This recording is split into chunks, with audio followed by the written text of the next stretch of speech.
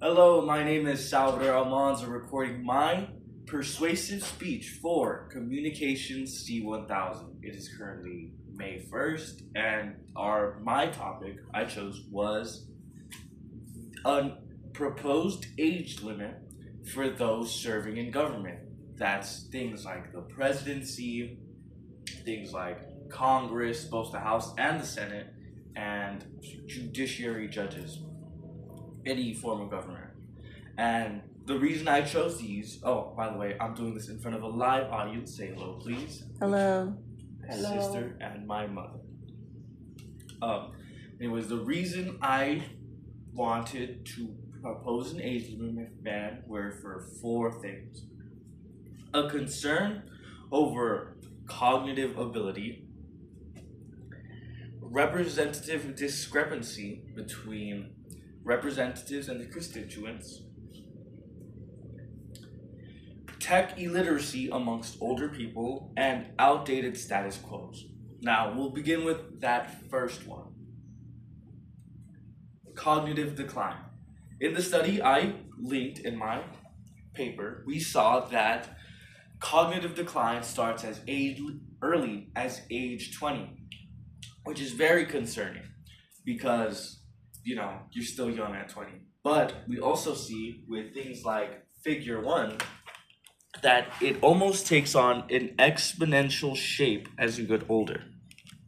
Meaning, your cognitive decline accelerates over time, which is why I chose 6 years old, which was a bit of an arbitrary value, but that's as lowest as the study I used went.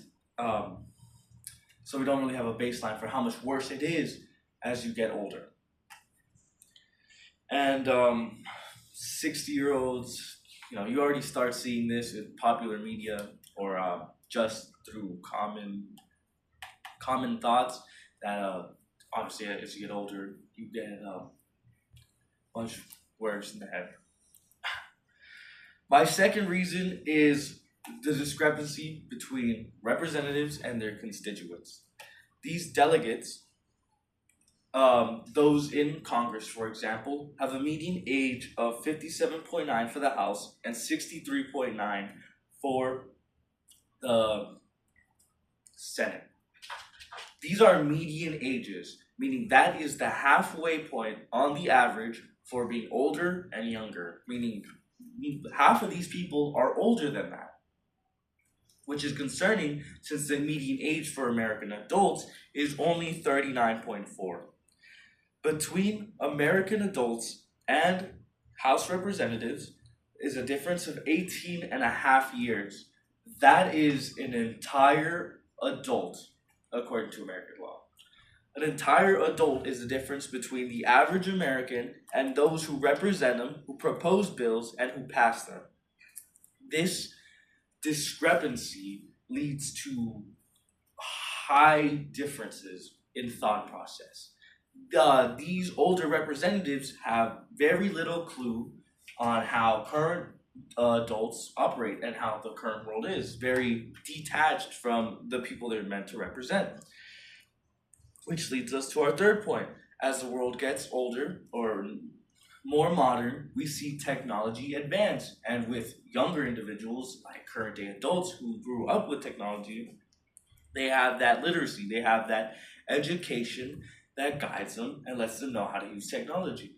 Where these older representatives do not have that literacy. They're illiterate in forms of technology, and this passes on to the bills they propose and pass. We have things like the COSA Act, which limits anonymity on the internet and is a very and limits our freedom of speech online.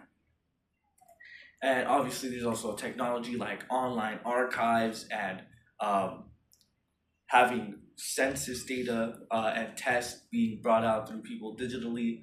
We want our representatives and any government worker really to know how to do and process that information online.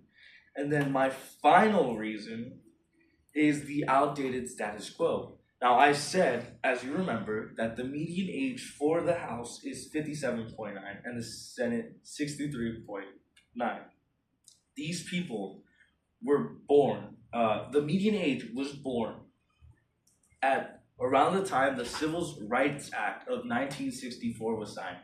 That should put in perspective to how outdated their status quo was and how the bills they choose to propose and the way they think is different from ours. Obviously, we grew up in a completely unanimous society, but they lived through segregation, through things like the first colored child going into white schools. To them, it's still very foreign when we lived our whole lives thinking like that. Having that discrepancy, that difference, can be very damaging, and we do see that a lot today. So, in conclusion, those are the 4 reasons I propose an age limit, a higher age limit for representatives and those in government. To run through it, I had a risk of cognitive decline, representative discrepancy, techie literacy, and outdated status quos.